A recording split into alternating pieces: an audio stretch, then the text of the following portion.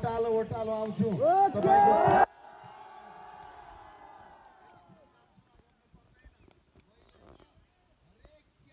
आउँछु।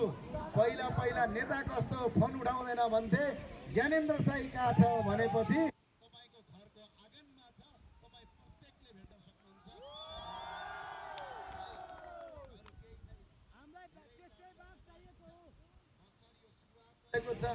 मैले जित्छु कि हार्छु केही पनि थाहा थिएन। म आएको थिएँ, कोही काङ्ग्रेसमा बसेर, एमालेमा बसेर, विभिन्न माओवादी सावादी सबै विभिन्न पार्टीमा बसेर पनि एक भोट हलमा हालेर तपाईले विजय गराउनु भयो। यसका लागि धेरै धेरै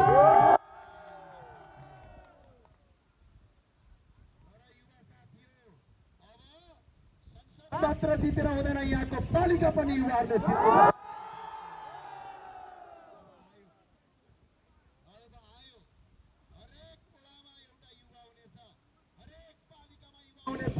जसले भ्रष्टाचार गर्यो त्यसलाई च्याप्प समाएर जेल हालिने छ।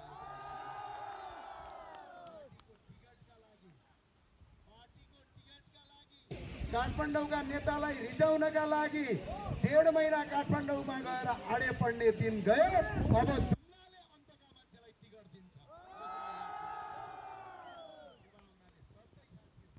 युवा साथीहरू जो जहाँ छौ, तपाईहरुको घर घरमा आउँछु। यदि अहिले सुशीला कार्कीको सरकारले अबको 1 हप्ताभित्र सरकार छोड्ने र नयाँ सरकार बनाउने प्रक्रिया अवलम्बन गर्यो भने मात्रै म चाँडा जान्छु, होइन भने म तपाईको घर घरमा आउँछु, तपाईको टोल टोलमा आउँछु। अनि सबै साथीहरू मेरोमा हामीलाई पार्टीभन्दा माथि उठेर, दलभन्दा माथि उठेर, जातभन्दा माथि उठेर, धर्मभन्दा माथि उठेर हाम्रो एउटा मात्रै जात छ, त्यो हो नेपाली। एउटा मात्रै देश छ, त्यो हो नेपाल।